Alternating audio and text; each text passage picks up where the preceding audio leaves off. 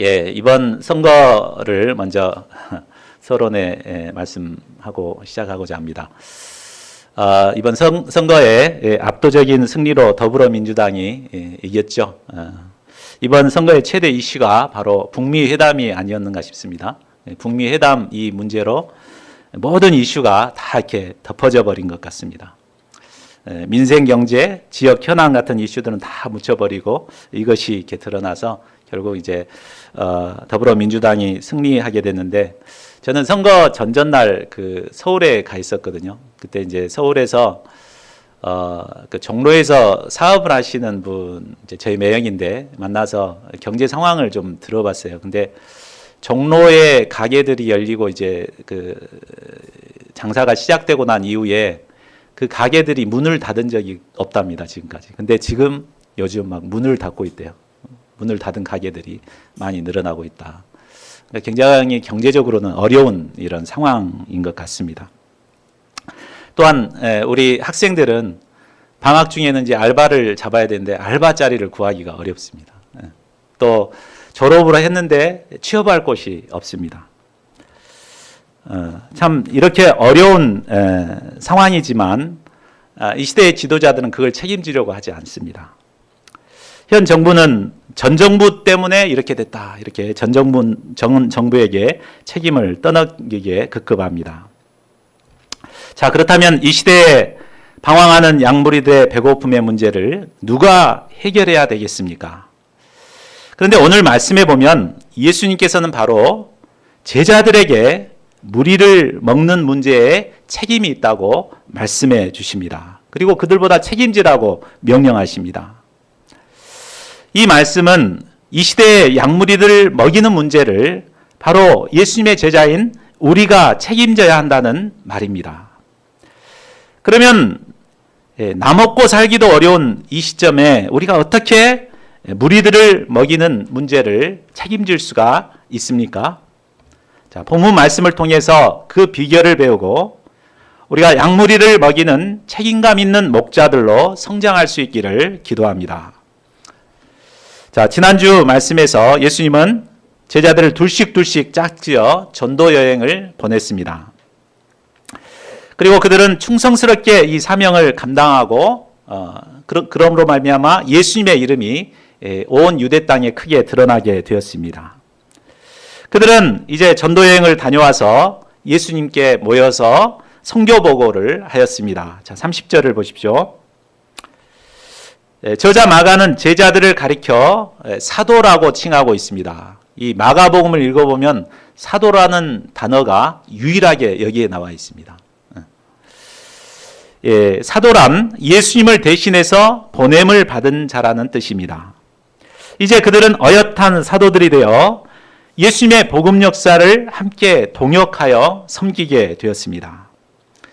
그들은 예수님께서 자기들에게 행한 것과 가르친 모든 것을 낱낱이 고했습니다. 아마 이때도 베드로가 먼저 나서서 아마 입에 침을 튀겨가면서 보고를 했을 것 같습니다. 주님, 제가 처음에 귀신이 무서웠는데요, 제가 예수님의 이름으로 탁 쫓으니까 그냥 무서워서 떠납디다 막 하고 자랑을 했을 것입니다. 아마 옆에 있던 요한도 기죽지 않고, 귀신뿐입니까?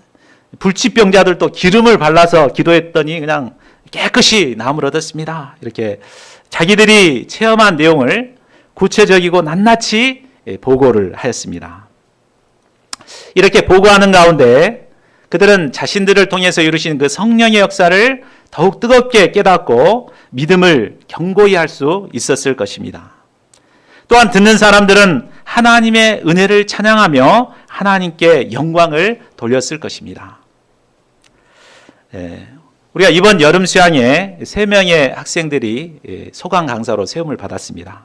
이 강사님들이 나에게 이루어진 하나님의 그 은혜의 역사를 잘 기억하고 낱낱이 이렇게 소감에 적용해서 보고하는 그런 시간들이 되었으면 좋겠습니다. 이를 통해서 나에게 베푸신 은혜를 굳게 이렇게 붙들고 또 믿음을 견고히 하고 하나님께 영광을 돌릴 수 있기를 기도합니다. 자, 31절을 보십시오. 선교 보고가 끝난 후 예수님은 고생한 제자들에게 휴식이 필요함을 아시고 잠깐 쉬도록 하셨습니다. 너희는 따로 한적한 곳에 와서 잠깐 쉬어라. 이는 오고 가는 사람들이 너무 많아서 음식 먹을 겨를도 없었기 때문입니다. 자, 여기서 우리는 휴식이 필요할 때 어떻게 쉬어야 되는가를 배울 수 있습니다. 첫 번째로, 쉴 때는 따로 한적한 곳에서 쉬어야 합니다. 일 중독에 걸린 사람은 휴식 시간이 주어져도 불안해서 쉬지를 못합니다. 쉬기 위해 여행을 가면서도 일감을 싸질머지고 갑니다. 그러나 쉴 때는 일에서 완전히 떠나는 것이 중요합니다. 휴대폰도 되도록이면 꺼놓고 일상생활을 아주 떠나서 한적한 곳에서 편안하게 쉼을 쉬어야 합니다. 그럴 때 이제 모든 피로가 풀리고 재충전이 일어나서 새 힘을 덧입고 열심히 일을 하게 됩니다. 자, 둘째로는 잠깐 쉬어야 합니다. 아무리 알프스와 같은 아름다운 곳일지라도 그곳에서 뭐 하루 이틀 쉬면 굉장히 좋지만 일주일, 2주일 쉬게 되면 따분하고 지루해집니다. 또한 오래 쉬고 나면 그 후유증으로 인해 다시 일하기가 어려워집니다. 그러므로 쉼이 필요할 때는 짧게 잠깐 쉬는 것이 좋은 것 같습니다. 한 1박 2일이나 2박 3일 정도가 아주 적당한 것 같습니다. 자, 셋째로 쉬는 기간에는 맛있는 음식으로 영양 보충을 해주어야 합니다. 쉴 때 우리는 만사가 귀찮다고 한 곳에 틀어박혀 잠만 자기가 쉽습니다. 그러나 쉴 때는 영양가 있는 음식을 먹고 충분한 에너지를 공급하여 기운을 얻어야 합니다. 그리할 때 새 힘을 얻고 삶의 현장에서 다시 열심히 일할 수가 있습니다. 하나님께서는 연약한 인간에게 쉼이 필요하심을 아시고 안식일을 주셨습니다. 주일에는 일상에서 지친 우리가 하나님께 나와 예배를 드림으로 영적인 힘을 얻고 재충전을 하는 날입니다. 영육간의 참 쉼을 통해 우리가 삶의 현장에서 새 힘을 얻고 승리할 수 있습니다. 또한 영적인 사명도 힘써 감당할 수 있습니다. 자, 32절을 보십시오. 이에 제자들은 예수님과 함께 배를 타고 따로 한적한 곳으로 갔습니다. 세다 지방으로 이렇게 지도에서 보시면 이렇게 건너갔습니다. 제자들은 오랜만에 예수님과 함께 즐거운 시간을 보낼 꿈에 부풀어서 콘네라를 부르며 노를 저어 갔을 것입니다. 그러나 33절을 보십시오. 무리들은 제자들이 가는 것을 보고 모든 고을로부터 도보로 그곳에 달려왔습니다. 자, 이렇게 가버나움에서 베세다 이렇게 하니까 그 옆으로 막 달려서 이렇게 사람들이 먼저 탁 와서 도착해가지고 기다리고 있었습니다. 그들의 수가 남자들만 5,000명이나 되었습니다. 노인과 여자, 아이들의 수를 포함한다면 뭐 10,000명은 훨씬 넘었을 것입니다. 자, 초대도 안 했는데 이렇게 많은 수가 한꺼번에 모일 수 있었던 것은 바로 이전에 제자들이 6팀을 이뤄서 열심히 복음 역사를 감당했기 때문이었을 것입니다. 그러니까 제자들이 6팀으로 가서 열심히 복음 역사를 섬겼기 때문에 이제 예수님을 알게 되고 예수님께 관심을 갖게 되고 예수님이 간다고 하니까 이렇게 여러 곳에서 몰려온 것입니다. 참 요즘은 사람 모으기가 쉽지 않습니다. 그래서 우리가 여름 수양에 한 사람 초청할 때도 정말 힘이 들고 우리가 정말 이 시대에 정말 필요한 인지치유 프로그램을 다 이렇게 만들어가지고 초대를 해도 참 좀처럼 모여지지가 않습니다. 그런데 참 제자들처럼 여러 군데 흩어져가지고 예수님의 이름이 드러나고 성령의 역사들이 이렇게 드러나고 이렇게 할 때 소문을 듣고 이제 사람들이 몰려오게 되는 것 같습니다. 우리에게도 이런 역사가 일어날 수 있기를 간절히 기도합니다. 자, 어찌됐건 제자들 입장에서는 이 많이 모여있는 무리들이 반가울 리가 없었습니다. 참 오랜만에 예수님과 함께 오붓하게 쉼을 즐기려고 하는데 눈치도 없이 딱 이렇게 와 있는 이들이 얼마나 참 거북스러웠겠습니까? 마치 찰거머리 괴물처럼 보였을 것입니다. 그러나 예수님은 무리들을 어떻게 보십니까? 자, 34절을 같이 한번 읽어보겠습니다. 시작. 예수께서 나오사 큰 무리를 보시고 그 목자 없는 양 같음을 인하여 불쌍히 여기사 이에 여러 가지로 가르치시더라. 예. 예수님은 이들을 조금도 부담스럽게 여기지 아니하셨습니다. 그들을 불쌍히 여기시고 영접해 주셨습니다. 예수님이 무리들을 불쌍히 여기신 것은 바로 그들이 목자 없는 양 같았기 때문입니다. 자, 양은 사나운 짐승으로부터 자기를 방어하는 능력이 하나도 없는 연약한 존재입니다. 그래서 연약한 것의 대명사죠, 양은. 그 양의 특징을 보면은 양은 굉장히 근시안입니다. 그래서 4m 그 이후에 멀리까지는 보지를 못한다고 합니다. 대신에 이 후각은 발달돼 가지고 풀냄새, 물냄새를 아주 기가 막히게 잘 맡는다고 합니다. 그래서 배가 고프면 무조건 냄새만 맡고 막 그 길을 달려갑니다. 예, 그래서 막 그 배가 고프면 풀냄새 맡아서 쫓아가고 목이 마르면 물냄새를 쫓아가고 그렇습니다. 예, 그러니까 그러다 보면은 아주 위험한 그 계곡이나 이런 그 가시덤불 같은데 걸릴 수도 있고, 또 아니면 이 늑대 같은 이제 그 맹수들을 만나서 죽임을 당할 수도 있습니다. 또한 이제 그 몸의 특징을 보면 몸집은 크고 발은 짧기 때문에 한번 이렇게 위험에 처하거나 이렇게 넘어지면은 스스로의 힘으로는 도저히 일어나지 못하는 것이 바로 양입니다. 이런 양에게는 반드시 목자가 필요합니다. 근데 성경에서 보면은 성경에서 여러 곳에서 우리 인간을 가리켜 이 양이라고 말하고 있습니다. 그러니까 양의 특징을 보면은 바로 우리의 모습과 똑같다는 생각이 듭니다. 그렇죠?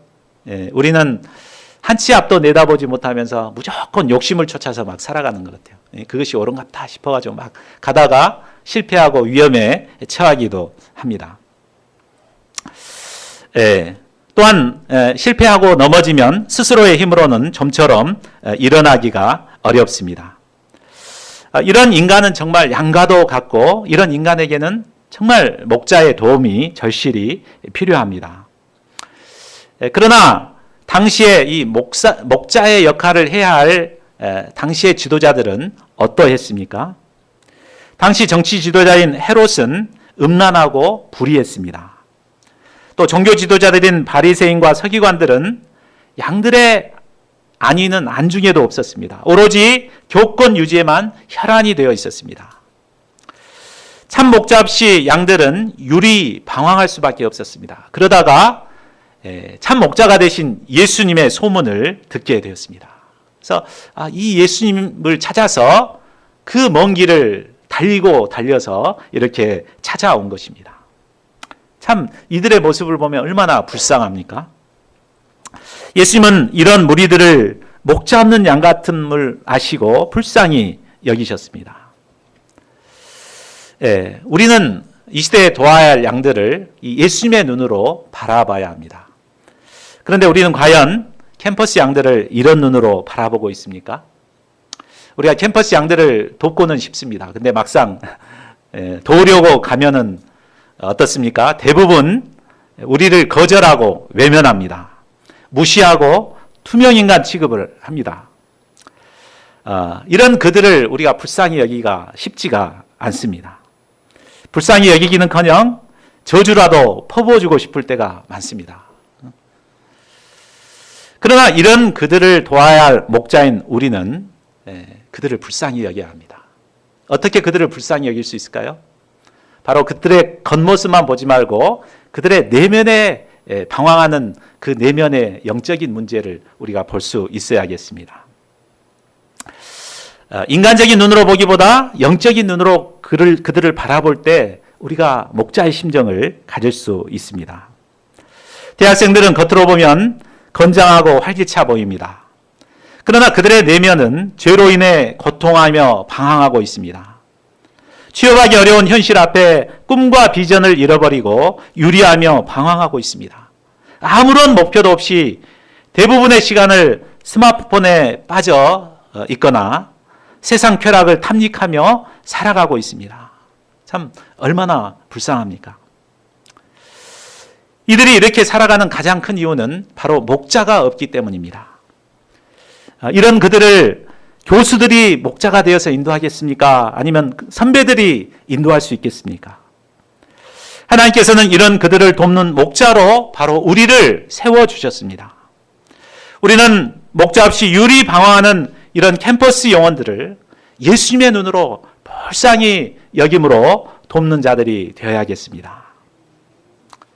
자, 그러면 목자 없는 양 같은 그들을 예수님은 구체적으로 어떻게 도와주십니까? 이에 여러 가지로 가르치시더라. 바로 예수님은 말씀으로 그들을 가르치셨습니다. 양들이 방황하는 이유는 바로 진리를 알지 못하기 때문입니다. 내가 어떤 존재인가?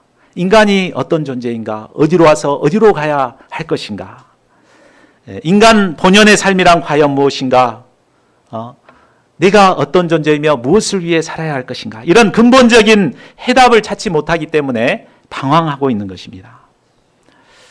이런 그들에게 예수님은 하나님의 말씀으로 그들이 어떤 존재이며 무엇을 위해 살아야 할 것인가를 가르쳐 주셨습니다. 진리를 깨닫게 해주셨습니다. 목자 없이 유리방황하는 양들에게 필요한 것은 바로 하나님의 말씀입니다. 저희 모두가 순천대에 방황하는 양들을 찾아서 말씀으로 그들을 돕는 목자들이 될 수 있기를 기도합니다. 자, 35, 36절을 보십시오. 예수님의 가르침은 끝날 줄을 몰랐습니다. 예수님은 목자의 심정으로 하나라도 더 가르치고자 말씀을 계속 이어갔습니다.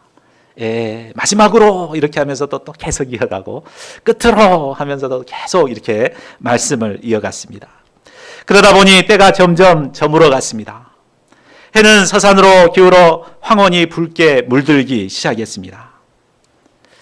제자들은 그동안 쉬는 것을 포기하고 인내심을 가지고 참고 끝나기만 기다리고 있었습니다. 배에서 꼬르륵 소리가 났지만 꼭 참고 있었습니다. 그러나 날이 저물어가자 도저히 참을 수가 없었습니다. 그래서 긴급 소회를 열고 예수님께 한 가지 제안을 합니다. 이곳은 빈들이요 날도 저물어가니 무리를 보내어 두루 촌과 마을로 가서 무엇을 사 먹게 하옵소서. 자, 그들의 상황 판단은 아주 정확했습니다. 현재 그들에게는 그 빈들이기 때문에 구멍가게 하나도 없었습니다. 또 저물어가고 있었기 때문에 그들에게 또 돈이 없었기 때문에 그들이 할 수 있는 일이라고는 아무것도 없었습니다. 이런 상황에서 최선의 길은 어두워지기 전에 빨리 그들을 마을로 보내서 스스로 먹는 문제를 해결하도록 돕는 것입니다. 이것이 가장 현명한 방법이라고 생각했습니다. 그래서 예수님께서는 빨리 보내라고 예수님께 재촉하라고 말한 것입니다. 자, 그러나 이런 제자들의 문제가 무엇일까요? 자, 제자들의 상황 판단은 아주 정확했습니다. 상황 판단이 문제가 되진 않습니다. 근데 문제는 이런 상황 가운데 두신 하나님의 뜻을 찾으려고 하지 않은 것이 문제입니다. 절박한 상황을 파악했더라면 그 절박한 상황 가운데 과연 하나님께서 어떤 뜻을 두셨는가를 우리는 생각해야 합니다. 그래서 그들은 예수님 때가 저물었고 빈들입니다. 그런데 지금 이 문제를 어떻게 해결했으면 좋겠습니까? 하고 예수님께 되물어야 했습니다. 그러나 그들은 자기들 생각에 기초해서 먼저 딱 답을 정해놔 버렸습니다. 답은 빨리 보내서 자기들 스스로 해결하는 것 이렇게 딱 정해놓고 그 다음에 예수님을 설득하기 시작합니다. 빨리 이렇게 해주십시오. 빨리 해주십시오. 이렇게 설득했지요. 참 우리가 이러기가 참 쉬운 것 같습니다. 정말 심각한 문제가 딱 닥치면 자기 혼자 막 고민을 해가지고 답을 딱 찾아냅니다. 그러고 나서 하나님께 기도하죠. 그 때를 씁니다. 이 기도 제목을 이루어달라고 막 이렇게 하기가 쉽습니다. 그러나 믿음의 사람은 그렇게 하면 안 됩니다. 중요한 결정을 내리기 전에 먼저 하나님의 뜻이 무엇인가를 묻고 하나님의 결정에 맡겨야 합니다. 대표적인 사람이 바로 다윗이었습니다. 다윗은 왕으로 있으면서 적이 쳐들어왔습니다. 블레셋이 쳐들어왔습니다. 그러면 당연히 쳐들어가야 되죠. 방어를 해야 됩니다. 근데도 다윗은 하나님께 묻습니다. 우리가 올라갈까요? 칠까요? 이렇게 물어봅니다. 치라 그러면 치고 치지 말라 그러면 안 칩니다. 그러니까 그렇게 했을 때 하나님께서는 다윗을 승리의 길로 인도해 주셨습니다. 연전연승 승리의 길로 인도하셨습니다. 우리가 실패하는 가장 큰 이유는 중요한 결정 앞에서 하나님의 뜻을 묻지 않고 자기 혼자 판단하고 결정하기 때문입니다. 그리고 그걸 때를 씁니다. 그러나 믿음의 사람은 문제 앞에서 자기의 생각을 주장하지 않고 겸손히 하나님의 뜻을 구해야 합니다. 자, 그러면 무리를 돌려보내자고 제안한 제자들에게 예수님은 무엇이라고 말씀하십니까? 39절을 보십시오. 너희가 먹을 것을 주라. 제자들이 무리를 보내자고 요구하니까 예수님께서도 제자들에게 요구를 합니다. 보낼 필요 없이 바로 너희들이 먹을 것을 줘라. 아니 12명밖에 안 되는 제자들이 어떻게 이 수많은 사람들에게 먹을 것을 줄 수 있다는 말입니까? 예수님은 제자들의 형편을 잘 알고 있습니다. 전대도 가지지 말고 전도하러 보냈다고 왔잖아요. 그러니까 제자들 수중에 돈 한 푼 없는 거 다 알고 계시는데 그 상황을 아시면서도 예수님께서는 너희가 먹을 걸 줘라 이렇게 말씀하셨습니다. 자, 이 말씀이 의미하는 바가 무엇일까요? 너희가 먹을 것을 주라 이렇게 말씀하시는 첫 번째 의미는 바로 제자들이 지도자로서의 책임감을 갖도록 돕고자 훈련하기 위함입니다. 37절. 지도자에게 있어서 가장 필요한 것은 바로 책임감입니다. 우리 박근혜 전 대통령이 탄핵을 당한 이유가 여러 가지 있지만 가장 큰 이유가 무엇입니까? 그것은 세월호 아이들이 죽어가고 있는 상황에서도 최고의 지도자인 그가 7시간 반 동안 무책임하게 잠이나 자고 이렇게 그냥 깜깜이로 있었기 때문에 그런 것 같습니다. 그러니까 지도자의 가장 큰 것은 이제 책임감이 있어야 되는데 무책임했기 때문에 결국은 이제 탄핵이 될 수밖에 없었습니다. 만일 가장이 되어가지고 가족이 배를 굶고 있는데 나는 모르겠으니 네가 알아서 해결해라 한다고 하면 어떻게 되겠습니까? 가장은 어떤 상황 가운데서도 처나 자식을 먹여 살려야 할 책임을 갖고 있습니다. 이처럼 영적인 지도자는 어떤 상황 가운데서도 배고픈 양무리들을 먹여야 할 책임을 가지고 있습니다. 비록 섬겨야 할 양들이 많고 가진 것이 없고 또 때가 저물어가는 상황이라 할지라도 핑계대지 말고 어찌하든지 먹이고자 하는 책임감을 가져야 합니다. 예수님께서는 이를 위해서 너희가 먹을 것을 주라고 말씀하셨습니다.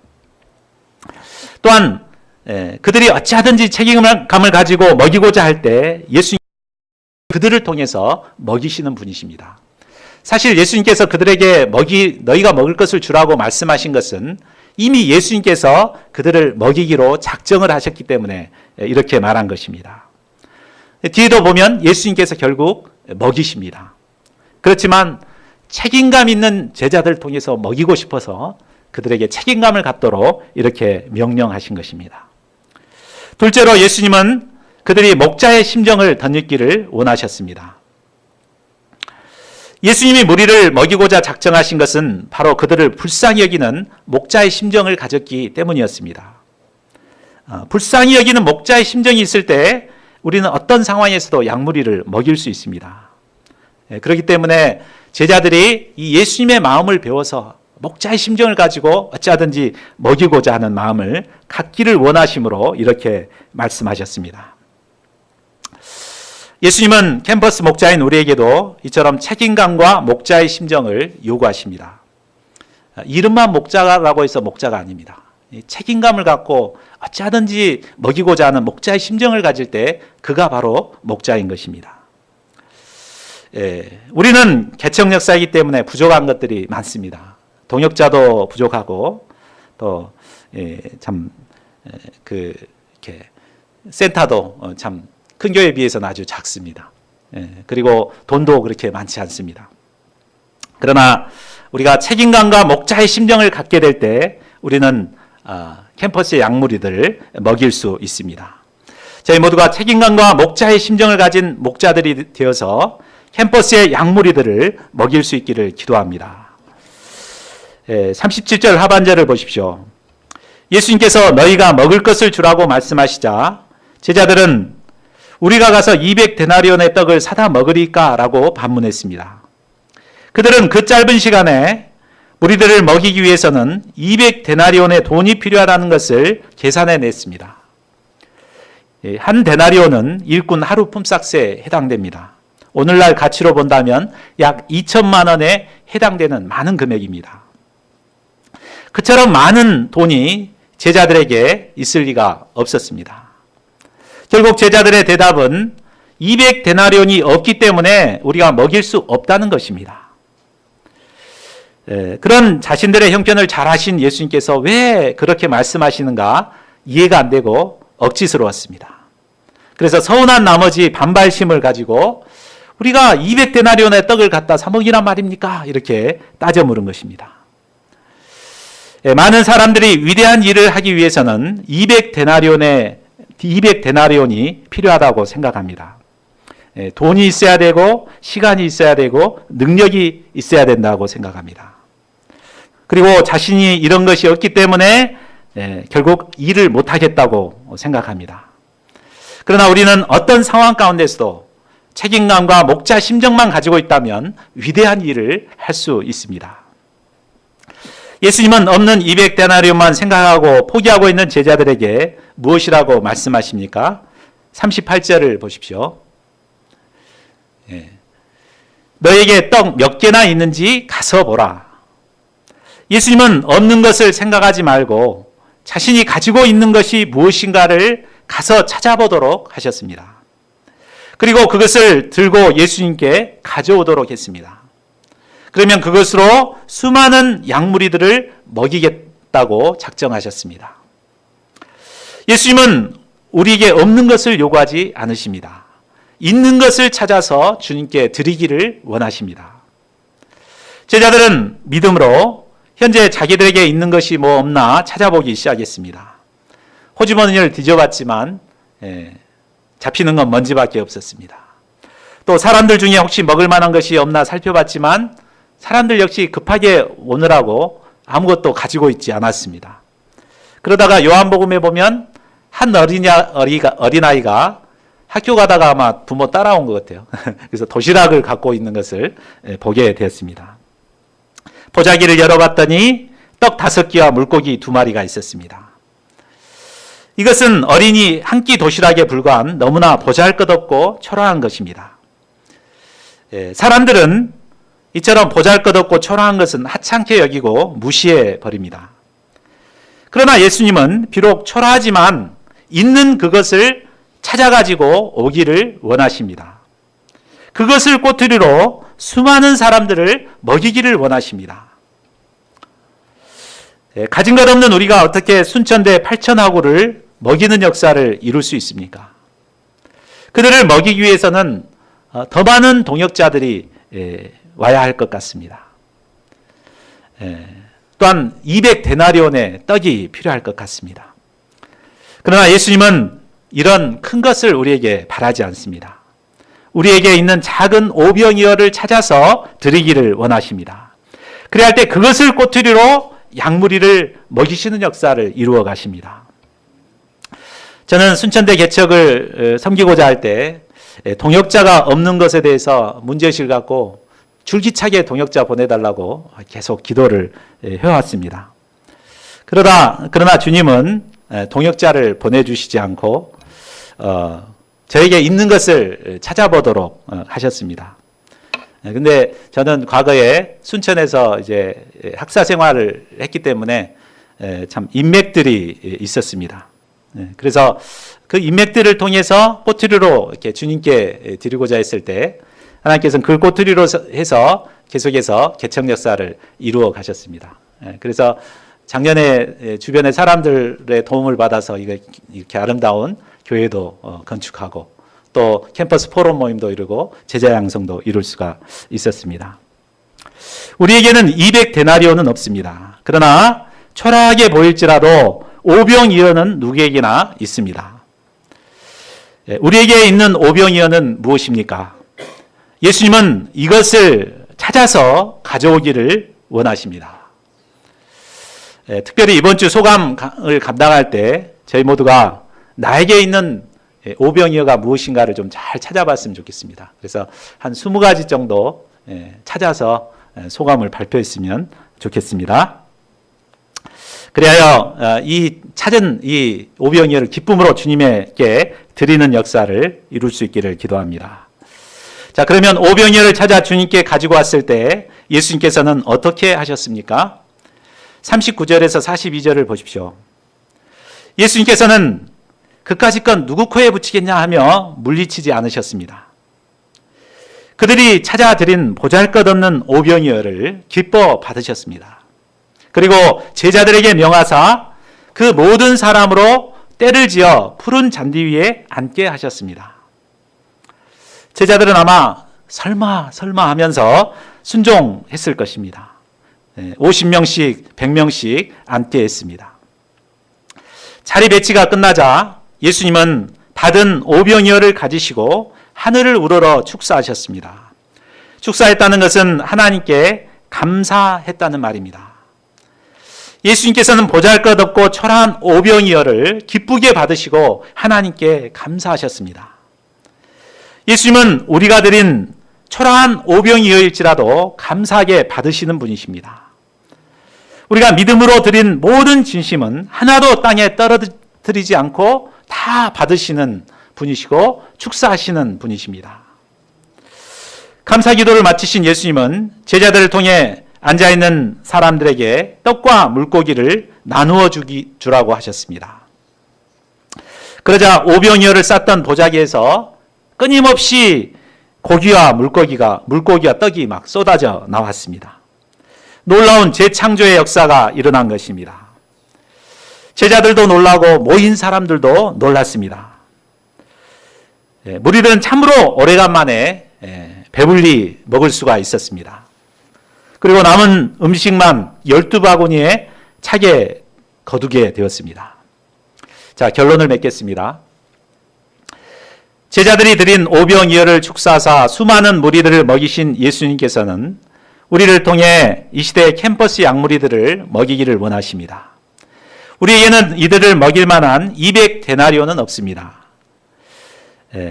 그것이 없어서 할 수 없다고 생각하고 뒤로 물러서기 쉽습니다. 그러나 예수님은 우리에게 떡 몇 개나 있는지 가서 찾아보기를 원하십니다. 우리에게 200데나리온은 없지만 오병이어는 누구에게나 있습니다. 저에게 있는 오병이어를 찾아 주님께 드릴 수 있기를 기도합니다. 이를 통해 연약하고 부족한 우리를 통해서 수많은 캠퍼스 양들을 먹이는 역사를 이룰 수 있기를 간절히 기도합니다. 요절 말씀 읽고 기도하는 시간 갖겠습니다. 6장 38절입니다. 시작. 이르시되 너에게 떡 몇 개나 있는지 가서 보라 하시니 알아보고 이르되 떡 5개와 물고기 2마리가 있더이다 하거늘